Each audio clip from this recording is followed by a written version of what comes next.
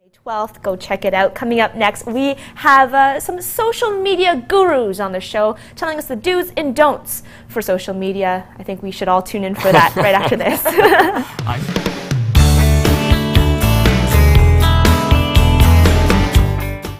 La, la, la. Hey, hey. Yeah, yeah. Twitter, Pinterest, Facebook, Google+, the list of social media sites goes on and on. How do you make social media work for you instead of against you? Well, here to help us answer that question and give us some great tips are Frederick March and Kim Levine. They are from Major Media Productions. There we go. Welcome to the show. Thank you. Thank you. Well, first of all, let's start off with why social media has become so important. Why should people be getting on board with it? You go ahead. Yeah, Well, go ahead, Kim. I think if you haven't already been on it and you're either a company or an individual, if you're not already on it, you're missing out. Because this is the wave of this generation right now. It is all online. I mean, everyone is texting and tweeting and Facebooking, and they can't even go 30 seconds usually without checking it. It becomes a real problem sometimes. But, you know, I was thinking of Shakespeare earlier, if he would have been to tweet or not to tweet, you know. That's right, exactly. So, yeah, definitely it's important, but it's in the way that you do it that's also important. Yeah, let's talk about that, because I think everybody is pretty much on it, Frederick, but are they using it the right way? How should you be, like, let's give, for example, I think the two big ones are Facebook and Twitter. How should you be using those social media tools?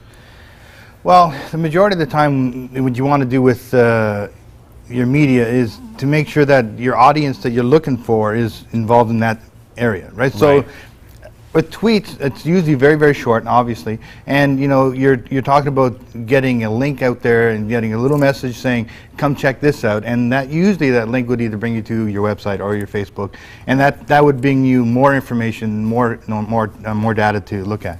So it's more like a very quick way, and people can look through real quickly and see what's happening with Twitter. The Facebook is definitely a lot better with as far as what you can use is for images and for videos and for all kinds of things. You can embed, if you're a musician, you can embed your music that you sell on there. Right. You can put your videos on there. You can sell products on there. You can now embed a website on your Facebook page. So there's all sorts of things you can do on Facebook itself that you don't necessarily do on Twitter. Twitter is more of a way to get your short message out there, to direct them towards something that you want to show them in a bigger format.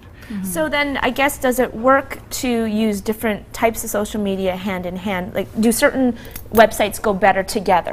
Are they coupled together in a more efficient way? Right, that's a really good question. I think if you're going to use social media at all, you should probably be on the major social media sites and portraying different information on each one. I mean, you talked about Pinterest, there's Google Plus is coming out, although I think Pinterest is totally surpassing Google Plus right now. It's very popular, along with Facebook and Twitter, of course. But I mean, the individual person's use is going to be completely different than a company or a branding in terms of business. But the important thing about social media is to obviously not put something up there that you don't want the world to see. Yeah. That is, I've gone on vacation for 2 weeks, come around my place. These are things that can happen. But the other thing is that it's important to be engaging if you're going to be a company, not just consistently spamming people, but actually building relationships. Right. Social media was intended to be social. Right. Right. So definitely those are things to consider when you're using them. Yeah, I guess that's so true, because you don't want to annoy your audience, right? I think a lot of people take it maybe a little too far, and they're just bombarding you with so much information. When it comes to branding, like say you're a company or even an individual that wants to brand yourself, how often should you be using that Twitter tool, for example? It's a really good question, because some companies or individuals that are famous will tweet once an hour or several times an hour, 24 hours a day, and then some companies won't.